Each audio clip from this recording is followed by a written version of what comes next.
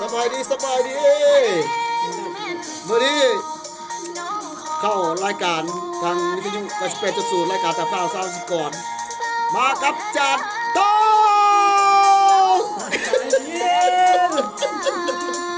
เป็นวิดีโอมาดิ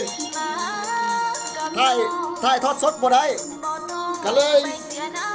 เอาเป็นวิดีโอเอานี่ประมาณ18 มื้อเจอกันเนาะว่าเฮ็ดผิดกฎเพิ่นทาง Facebook มันลงโทษ18 มื้อ22 มื้อส่งนี้พบกับวิดีโอไปก่อนจัดเพลงขอกอดกอดตาล่าสุดเพลงความอย่างจิตตีความปลอดภัยว่ะเพลงความปลอดภัยทางน้ำเพิ่นว่า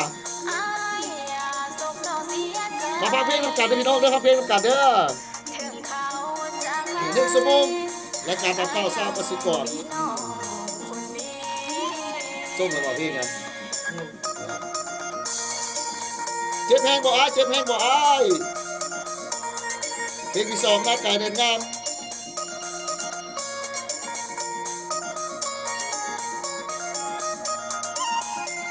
ท่านอยากได้เพลงอยากได้ผลงานเพลงติดต่อมาได้ทางจัดโตเพลงสงครามเมีย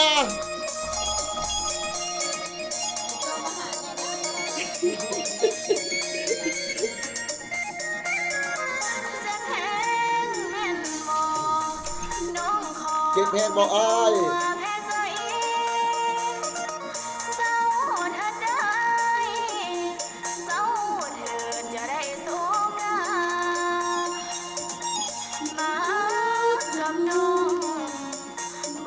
มาฟังเพลงน้ำกันมิตรละกันท่านผู้ฟังท่านผู้เสียทั้งหลาย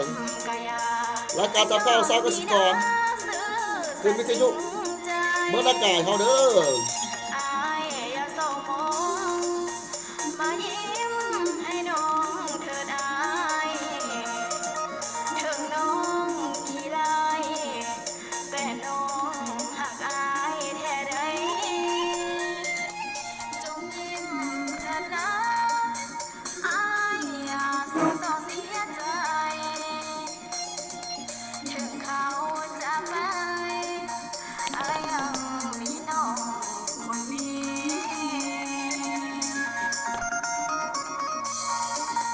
ฟังเพลงน้ำกัดเด้อ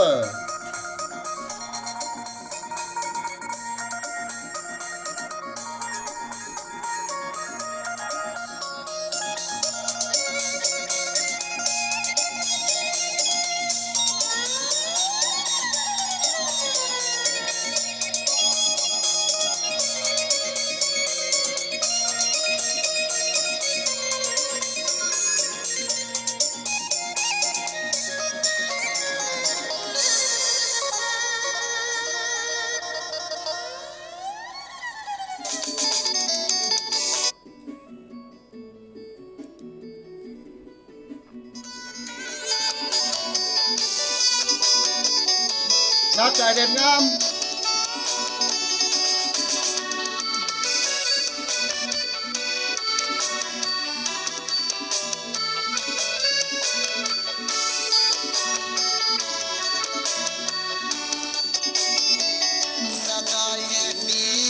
เลยเด้อ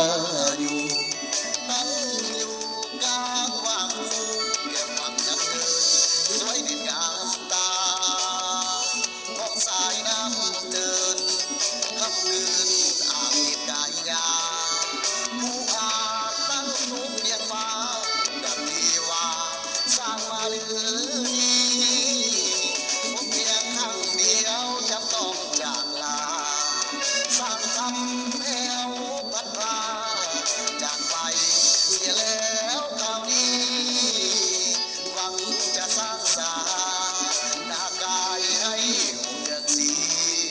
เป็นแฟนสุขีแต่ว่าบัดนี้ต้องจากเจ้าไปธรรมดาขอลาไปก่อนเด้อเจ้าจงเมืองนากายห้วยเก่าจำจากเจ้าความห่วงใย ธรรมดาที่เคยบ มาฟังเพลงกันกันพี่น้องไลฟ์สดบ่ได้เอาทั้งวิดีโอเอาบาดนี้และการตามข่าวสารกสิกรเด้อออกอากาศทุกๆวันจันทร์วันพุธวันศุกร์วันจันทร์วันพุธ8 โมง ถึง 9 โมงวันศุกร์9 โมง ถึง 10 โมงพบกับทั้งบ่าวกสิกรรมความพืชและกับบ่าวกสิกรรมน้ำซุป2บ่าวคือสับเปลี่ยนกันขึ้นฝากติดตามเสียงเพลงนั้นเป็นรายการนักการงานสู้ข้ามปีทักษะเทพเติมสงครามเมียของกอดกอดแต่ง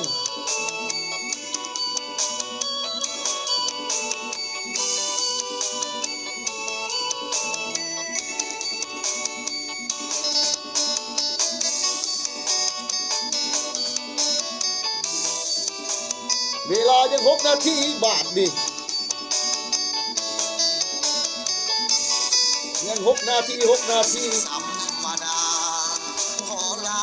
ไปก่อนเด้อเจ้าจงเมืองนากายห้วยเต่าจับจากเจ้าด้วยความห่วงใยอีกครั้งสัมมาดา เดี๋ยวติดตามทั้งช่อง YouTube บ่าววีนากายแล้วพี่น้องเด้อติดตามเนี่ยฝากติดตามช่อง YouTube บ่าววีนากายตัวลาวเนาะพิมพ์เข้าไป Facebook กับบ่าววีนากายช่อง YouTube กับบ่าววีนากายอย่าลืมกดไลค์กดติดตามนี่เป็นรายการ